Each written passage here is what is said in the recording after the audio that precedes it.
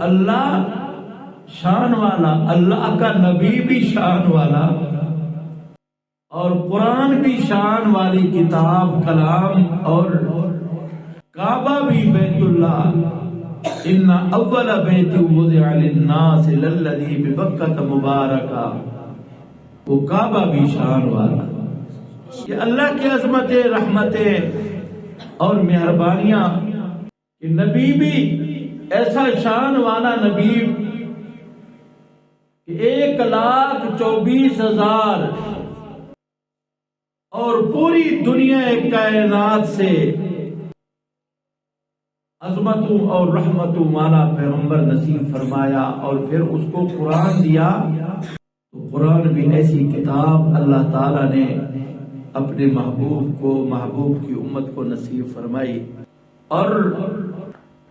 جو مشرکین مکہ، کفار مکہ، اللہ کا انکار کرنے والے، اللہ کے نبی کا انکار کرنے والے، قرآن کا انکار کرنے والے، اللہ کے محبوب صلی اللہ علیہ وسلم نے اپنی نبوت، رسالت، قرآن کتاب کا اعلان کیا، تو ان کا کفر، ان کا شرک، وہ پریشان ہو گئے اور کہنے لگے یا محمد صلی اللہ علیہ وسلم، ساری باتیں ہم مانتے ہیں، پر قرآن جو آپ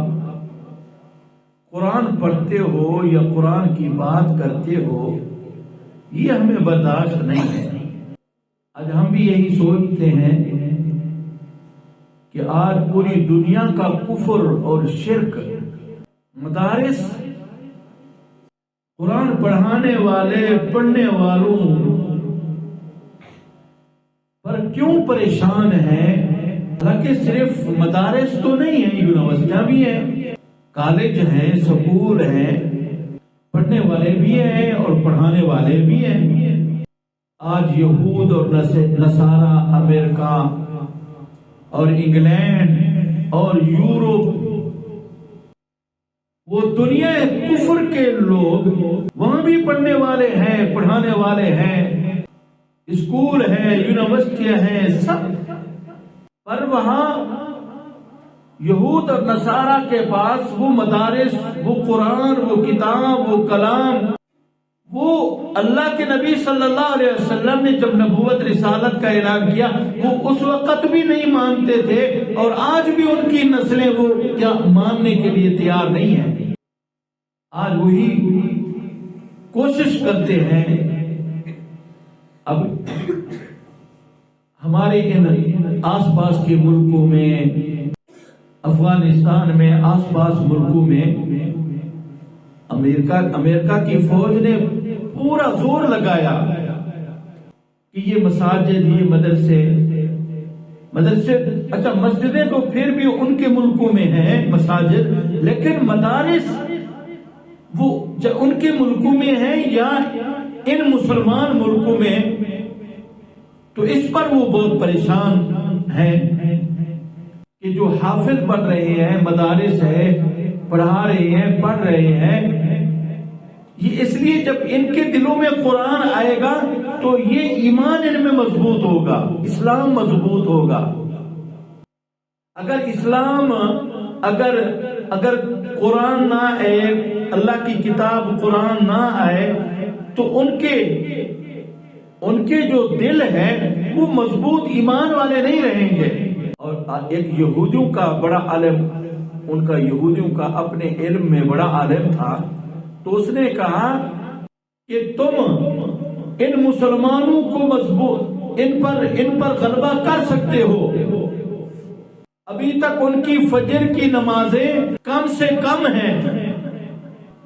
جب ان کی فجر کی نمازیں سب لوگ اتنی آنے لگ گئے، جیسے جمعہ میں لوگ آتے ہیں، عیدوں میں لوگ آنے لگ جاتے ہیں، اگر فجر کی نماز میں بھی لوگ جمعہ کی نماز کی طرح اور عید کی نماز کی طرح اگر آنے لگ گئے، تم پھر کبھی بھی ان مسلمانوں کو فتح نہیں کر سکو گے۔ تو ابھی تو یہ کمزور ہے، ان کی مسجدوں میں نمازیں نہیں ہیں،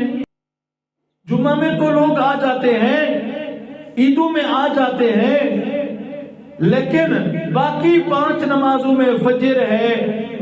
اور ظہر ہے، عصر ہے، مغرب ہے، عشاء ہے، وہ گنتی کے لوگ ہوتے ہیں، مسجدیں بڑی بڑی مسجدیں ہیں، لیکن جماعت کے ساتھ نماز پڑھنے والے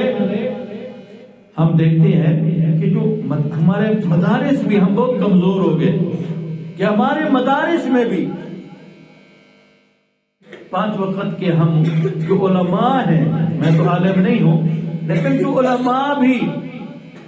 تو وہ بھی بیچارے ڈر ڈر کے ہم 5 وقت نماز پڑھ رہے ہوتے ہیں،